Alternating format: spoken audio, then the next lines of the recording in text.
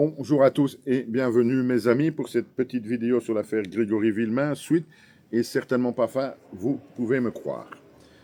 Ici, je vais mentionner ou relever un fait qui me paraît pourtant d'une importance relativement primordiale et qui n'est jamais, mais alors jamais discuté sur les réseaux sociaux, ni dans les médias, ni même dans les médias mainstream, alors qu'à chaque fois qu'on remet la soupe sur l'affaire Villemain, on nous reparle toujours des mêmes choses, des Jacob, etc., Laroche, etc. Mais moi, je voudrais revenir sur Jean-Marie Villemain et son emploi du temps ce 16 octobre 1984.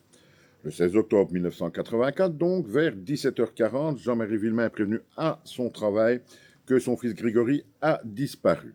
Puis, selon la version officielle, à ce moment-là, Jean-Marie Villemain quitte précipitamment son emploi, ce qui est logique, pour, dit-on, toujours selon cette version officielle, se rendre chez lui, prendre une arme, un fusil, puis prendre la direction du domicile des Jacquel, qu'il est persuadé, c'est très important, d'être à l'origine de la disparition de Grégory.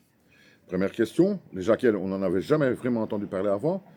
Qu'est-ce qui peut mettre en tête à Jean-Marie Villemain que ce sont les Jacquel qui sont responsables de la disparition de Grégory, alors qu'au moment où il est prévenu, on ne sait pas encore si c'est un enlèvement ou une simple fugue, disparition d'un enfant qui est parti jouer à gauche, à droite. On ne le sait pas encore au moment où il est prévenu, pourtant lui est déjà persuadé que ce sont les Jacquel qui ont enlevé son fils.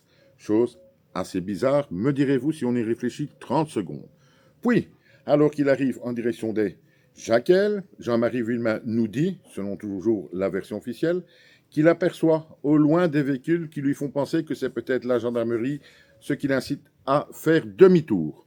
Deuxième question, si vous êtes persuadé que votre enfant a été enlevé par une famille, ici les Jacquel, que vous arrivez en direction de ce domicile et qu'en plus vous voyez la gendarmerie là, s'il y a bien une chose que vous faites quand vous êtes persuadé que votre enfant a été enlevé par ces gens, mais vous foncez justement parce que la gendarmerie est là. Vous ne faites pas demi-tour. Ça ne tient pas la route comme explication. Si vous êtes dans votre voiture, sur les nerfs, ils ont mon fils, vous arrivez, la gendarmerie est là, non, je n'y vais pas, je retourne. Non, la gendarmerie est là, je fonce encore plus vite. Donc, deuxième grosse bizarrerie de la part de Jean-Marie Villemain. Il fait donc demi-tour, mais ne réapparaît officiellement qu'aux alentours de 19h ou un petit peu plus que 19h, nous dit-on également officiellement.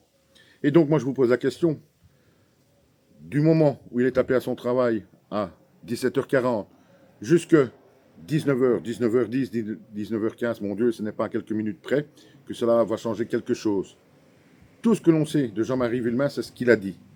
Mais personne, absolument personne, ne peut corroborer ce qu'il dit, ne peut confirmer ses dires. On ne l'a pas vu aller chercher son arme, on ne l'a pas vu après. Certains vont me dire qu'il était, une fois reparti chez les Jacquel, qu'il a cherché à son fils.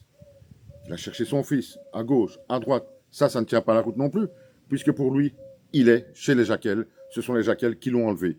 Sa bonne réaction à ce moment-là, s'il quitte chez les Jacquel, ce qu'il n'aurait pas dû faire, puisque justement, la gendarmerie était là.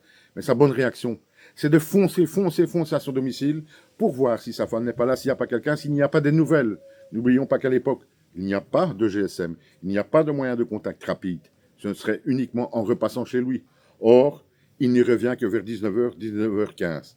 Mais qu'a-t-il donc fait entre 17h40 et 19h, 19h15?